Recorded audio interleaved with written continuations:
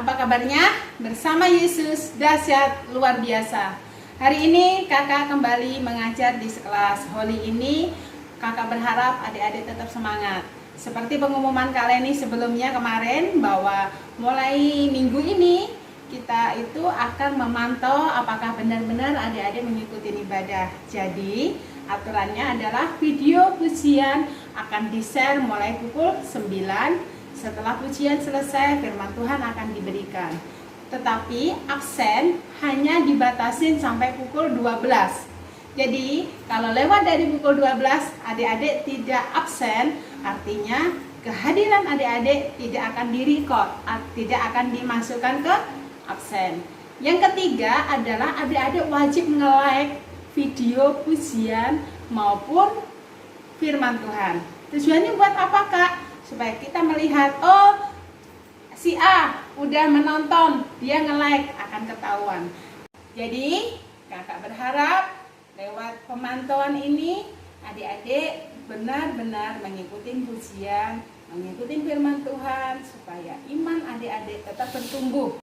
Kakak hari ini mau kita adik-adik belajar tentang dua hal yang di dalam hidup mengikut Tuhan Yesus. Dua dasar yang mendasari iman kita kepada Tuhan. Kita buka di Matius 5 ayat 24 sampai 27. Kita bacakan. Dua macam dasar. Setiap orang yang mendengar perkataanku ini, perkataanku itu adalah perkataan Tuhan Yesus, dan melakukannya, ia sama seperti orang yang bijaksana yang mendirikan rumahnya di atas batu. Di sini adik-adik Tuhan Yesus berkata, siapa yang mendengarkan firman Tuhan itu seperti seseorang yang mendirikan rumahnya di atas batu. Coba adik-adik lihat gambar di samping. Ini adalah gambar dari mana seseorang yang sedang mendirikan rumah. Di dalamnya dia akan menempatkan pondasi.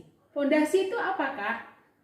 Pondasi itu adalah dasar untuk rumah itu berdiri. Biasanya tanah akan digali, kemudian diisi dengan batu bata, kemudian batu-batu koral, kemudian dengan semen, supaya apa? Supaya itu menjadi kuat. Kemudian di ayat 25, kemudian turunlah hujan dan datanglah banjir, lalu angin melanda rumah itu, tetapi rumah itu tidak rubuh sebab dia didirikan di atas batu. Kenapa kita harus mendirikan rumah di atas batu? Tadi dikatakan kalau ada hujan yang besar, ada banjir, bahkan di sini dikatakan ada angin yang melanda rumah itu. Misalnya nih adik-adik kakak lihatin rumah yang dilanda oleh angin, tetap kokoh. Berbeda dengan orang yang tidak memiliki pondasi yang kuat. Ya. Ayat selanjutnya ayat 26. Tetapi setiap orang yang mendengar perkataanku dan tidak melakukannya, ia sama dengan orang yang bodoh yang mendirikan rumahnya di atas pasir. Artinya dia mendirikan rumahnya di atas pasir ini adalah dia tidak memberikan pondasi. Lihat, artinya orang ini mendirikan rumah tetapi tidak memakai pondasi. Dia hanya menancapkan mungkin kayu-kayunya hanya ke dalam tanah, atau mungkin yang dibilang pasir.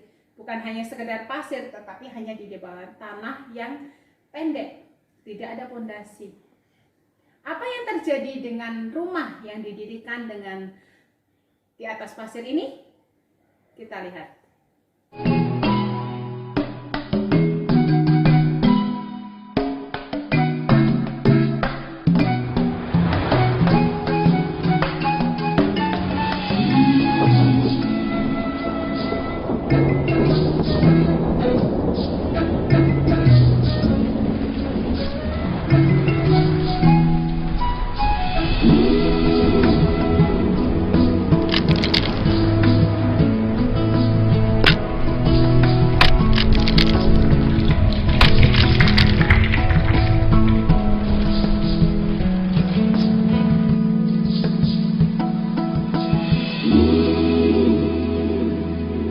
pelajaran apa yang boleh kita tangkap di hari ini? Bahwa ketika kakak berbicara mengenai membangun rumah ya, tidak.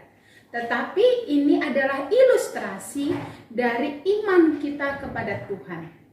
Artinya begini, kalau iman kita itu dimulai dari kecil, dipupuk dengan yang benar, maka ketika ada angin pencobaan itu adik-adik tetap kuat.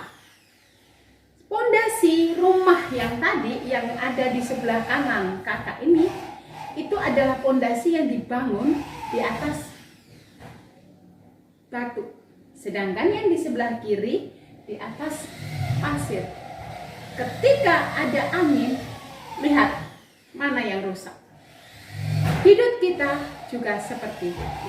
Jika iman kita tidak kuat di dalam Tuhan, ketika ada masalah, ada godaan, maka kita akan mudah meninggalkan Tuhan. Jadi, adik-adik harus memiliki iman yang kuat kepada Tuhan. Bagaimana caranya, Kak? Mulai kecil, taat mendengar firman Tuhan. Kenapa hari-hari ini kakak sekolah minggu mengharuskan adik-adik mendengar, memuji, dan bahkan nge-like YouTube? Bukan untuk supaya YouTube-nya banyak like, bukan. Tetapi kami, guru-guru, akan memantau perkembangan iman kalian. Kami bertanggung jawab, ketika iman kalian tidak bertumbuh dengan baik, maka Tuhan akan menuntut tanggung jawab kepada kita. Adik, iman itu tumbuh dari apa? Dari mendengarkan firman Tuhan. Membaca, mendengar firman Tuhan, maka iman itu akan tumbuh di dalam hati kita. Sehingga ketika ada godaan dari iblis untuk melakukan yang tidak baik, adik-adik tetap menjadi kuat. Kakak berharap adik-adik tetap kuat, tetap setia mendengarkan kebenaran firman Tuhan. Luangkan waktumu nggak sampai lebih dari 1 jam untuk mendengar. Kak, lalu apa lagi? Apakah seminggu sekali? Tidak. Adik-adik harus memiliki komitmen untuk membaca firman Tuhan, untuk memuji Tuhan, untuk menyembah Tuhan, untuk berdoa kepada Tuhan. Karena itu penting ya bagi kita. Pertumbuhanmu tergantung bagaimana respon kamu menanggapi firman itu. Coba ada bayi yang baru lahir, kalau dia tidak dikasih makan nutrisi, dia tidak akan tumbuh. Mungkin dia dikasih asal-asalan nutrisi, yang terjadi dia tumbuh hidup, tetapi dia tidak menjadi anak yang lebih kuat, gagah. Ketika ada penyakit, ada flu, dia gampang sakit. Ada angin besar, masuk angin. Itu orang yang gak kuat, sama dengan kita.